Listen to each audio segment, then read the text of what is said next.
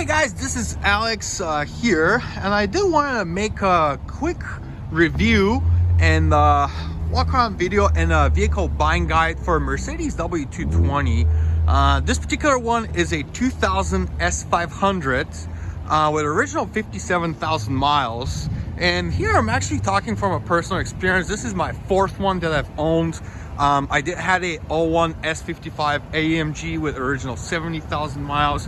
I had a 03 S500 facelift with 95,000 miles. I had a 04 S434 Amg with 140,000 miles, and this is my last one. It is a 2000 S500 rear-wheel drive with AMG package with original 57,000 miles. I want to make a quick video on top most common issues I have come across with on the ones I have owned. Hopefully that will help out somebody who is wanting to buy one of these and keep it in their family for years to come. So here it is. Number one, I'll probably say in my experience, is the suspension. Now, there's two types of suspension. There's the Airmatic one and there's the ABC active body control one. I had three of the Airmatic one and one of the ABC active body control one. This particular one is the Airmatic. Have not had issues with that one. On two of my Mercedes though, I had to replace the front struts because they were actually not leaking or sogging or anything like that, but they were just not driving properly. So even if these struts don't leak, it's not impossible for them to have issues still, and that is basically them being worn out, getting softer, and as you drive you don't really feel them like the S-Class strut. You kind of feel them like a normal. The travel is bigger, it feels more bumpy and shaky and wobbly.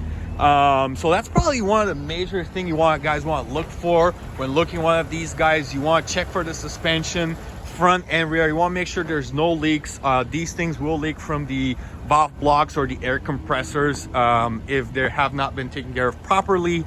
So you do want to check on these as well.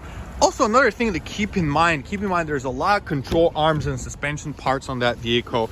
So I wanted to show you. I mean, obviously you have upper control arm on that vehicle placed right here. Now this is the upper control arm. You do have two lower control arms and an inner outer tie rod ends, and this is the Airmatic strut here. So you want to make sure that all of the suspension works properly, and then yeah, that's probably the biggest thing I would say. Now the second biggest issue I have come across with is the water leakage. That was in the S434 Amg. That was the auction vehicle actually, and it basically had clogged the water drainage, which is for the AC housing for the cabin of the vehicle. Now what happens is once the vehicle stays too long outside, for example, untouched, basically you're gonna have water stuck issues, and water will go through here, will actually go inside the vehicle through the cabin air filter housing, leak onto here underneath, all the way back to the back seats. And then in the case of the S430, it had leaked all the way to the rear SAM unit, which is located right underneath of here. You got the fuse box right here, and SAM unit is right underneath. So that was the most expensive repair I had to do. I paid $1,500 and actually did most of the work myself. So think about it, if I had to pay to a dealer to get that done, I probably would have spent a lot more money. So that was one of the biggest things as well to look for. Make sure the car was stored properly, make sure there's no water leaks. Other points is to have a sunroof leakage, which in my experience is not really that common on the W220s. But also you can get water all the way at the back in the battery housing or in where the CD changer unit is. So you might have issues causing the CD changer not to work or the whole sound system to actually fail. Another thing I would say, this is a big thing, wheel speed sensors, ABS. They're actually connected to the power steering. So I've had issue like that before. I had to do all of them. One of my S-Classes, the first one, the S500 with 95K. Do keep that in mind. The steering wheel becomes harder when there's an issue like that. So it's kind of annoying. you know, to get that done. But it's not really a whole lot expensive, but it's just something that if you do it yourself, if you pay to a dealer, really most things are extremely expensive if you pay a dealer to that. I'll give you an example for the front brakes. I was quoted at Mercedes original dealer $1,100 to get the front ones done. I basically got ones out of eBay for about, they're as much as good as the original. They're the same multi-drilled, brand new with the sensors and all that stuff. So I paid $120 for them, and I actually did not got them done myself, but I paid mechanic like $150 to get them replaced. So really not bad. So it really depends on which route you want to go. Now the other thing too on these vehicles is you want to make sure that there's no leakage from the valve cover gaskets. They will leak oil from time to time down there. It's not really that common if the vehicle has low miles, but it really depends. So you do want to make sure that there's no leakage from the valve cover gaskets. Spark plugs and coil, ignition coils to be replaced. Kind of hard to get to on that vehicle, you see. So probably best if you don't do it yourself, do it to a trust mechanic or the dealer. And then the other point is you do also want to check for the transmission fluid and filters. So every time you buy one of these, they had falsely advertised them years ago when they originally came out to come with a sealed for life transmission, and this is not the case. They actually put this little red tab to never be opened, but it's still mechanical. It still required fluid replacement. It still required filter replacement. So on really all of the W220s I've had, I immediately got done the transmission fluids. That was really a must-have on these vehicles, and I got them done on all of the ones I have. So you want to make sure you want to get them done with the filter, the transmission filter pan, which is right underneath of here.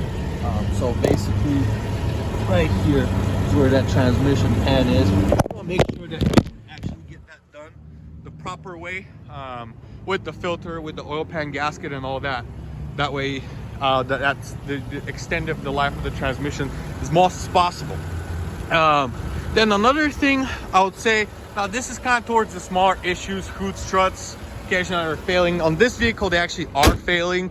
I did order them. Original parts are $80 each, so $160 for both. You can actually get them very cheap for anywhere from $40 to $80, you know. And so yeah, another thing too that I've had issues on couple of the W220s is the soft doors close issue, which is basically controlled by you know, vacuum close, which is sometimes does fail. So in this vehicle's case, all of them work, but keep that in mind when you look at for one of these. You do want to make sure the soft doors are working, the soft close on the trunk and on all doors, because this is actually a really cool feature, and all that. Another common issue is actually issue with the command system and with the sound. This is actually one thing that this vehicle has issues with. The sound system is fine, just the CD change unit does not work.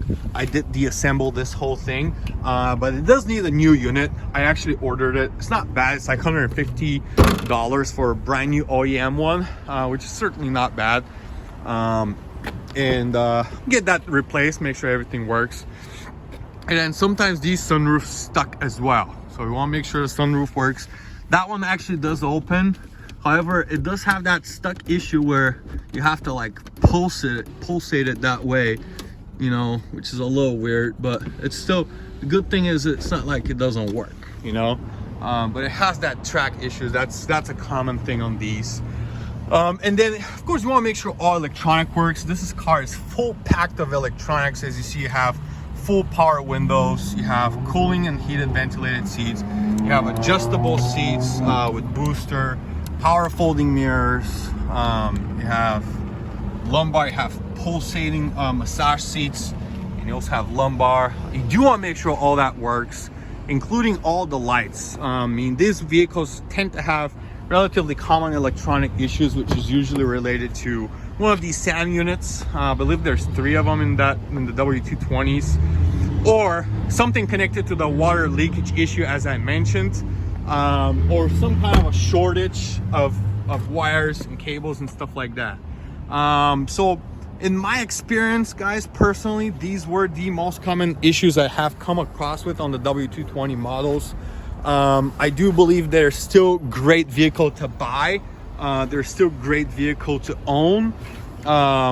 This is part of video 1 out of 3 that I will make regarding the I'll make one regarding the why would you buy one, why would you want to look to buy and own one of these. And I do want to make one that kind of talks about, you know, the safety, kind of talks about, you know, common issues, maybe engines, long base versus short wheelbase. There's really not a whole lot of short wheelbases in North America of the W220 specifically. And I want to talk about as well a rear wheel drive versus 4MATIC, color combos and stuff like that. So hopefully this video helps out. I do want to share that with you. Hopefully it's helpful to somebody. You do want to make sure all these buttons work: traction control, ESP, aromatic vehicle raising. This is a sport tune mode. Parking sensors. Actually, this is the last thing I'm probably going to point out. Parking sensors are something common that goes out on these vehicles. They basically sound like do that thing, and they don't work. On this particular vehicle, they both work, as well as the rear shade. So pretty much almost everything on that vehicle works. I'm really happy with it. Only 57,000 miles, as you see. So I hope this video helps. Like and subscribe, and I'll see you for the next video. Thank you.